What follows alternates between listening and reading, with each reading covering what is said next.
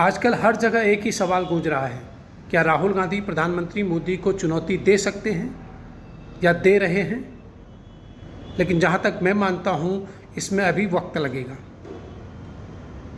ठीक है, लोकसभा चुनाव के बाद राहुल गांधी एक्टिव हैं और प्रधानमंत्री मोदी को हर मुद्दे पर घेरने की कोशिश कर रहे हैं, लेकिन राहुल गांधी को कांग्रेस की ज़मीनी हकीकत देखनी होगी।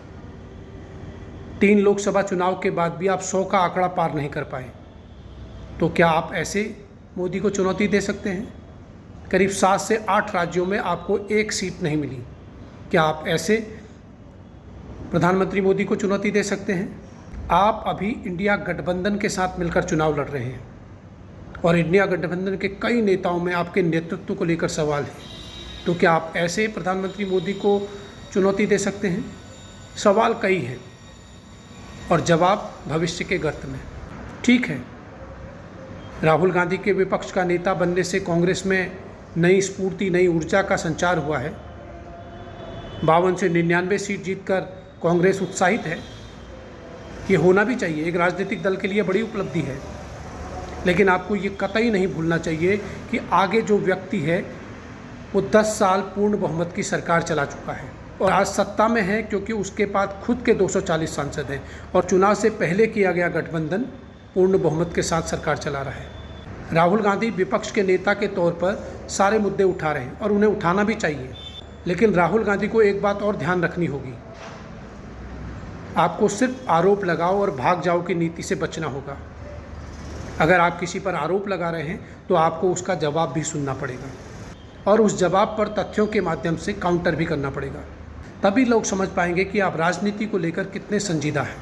वरना आज भी देश के लोग मानते हैं कि राहुल गांधी एक पार्ट टाइम पॉलिटिशियन है। वो कुछ दिन चर्चा में बने रहते हैं और उसके बाद गायब हो जाते हैं। राहुल गांधी को अपनी इस छवि को भी तोड़ना होगा और असल चुनौती तो राहुल और कांग्रेस की 2024 के अंतिम महीनों में है, जब देश में 4 राज्यों में विधानसभा चुनाव है। आप वहाँ कैसा परफॉर्मेंस करेंगे? आप वहाँ सरकार बना पाएंगे या नहीं बना पाएंगे? इस पर भी निर्भर करता है कि आप प्रधानमंत्री मोदी को चुनौती दे सकते हैं। हालांकि 4 राज्यों के विधानसभा चुनाव बीजेपी के लिए भी एक चुनौती की तरह है। बीजेपी को भी ये साबित करना है कि देश का विश्वास प्रधानमंत्री नरेंद्र मोदी के नेतृत्व में अभी भी बरकरार है। तभी कहा जाएगा कि कौन किस पर भारी है। लेकिन इस सब के बीच राहुल गांधी लगातार चर्चाओं में बने रहकर अपनी उस छवि को तोड़ने का प्रयास जरूर कर रहे हैं जिसमें उन्हें पार्ट टाइम पॉलिटिशियन कहा जाता है। अब वो इसमें कितने कामयाब होंगे ये तो वक्त बताएगा, लेकिन एक बात तय है, अगर आपको किसी बड़े नेता को चुनौती देनी है तो आपको 24/7 राजनीति करनी होगी। अगर आपका रवैया वही पुराना रहा तो आप आज क्या, आने वाले 10 सालों में भी मोदी को चुनौती नहीं दे सकते। धन्यवाद।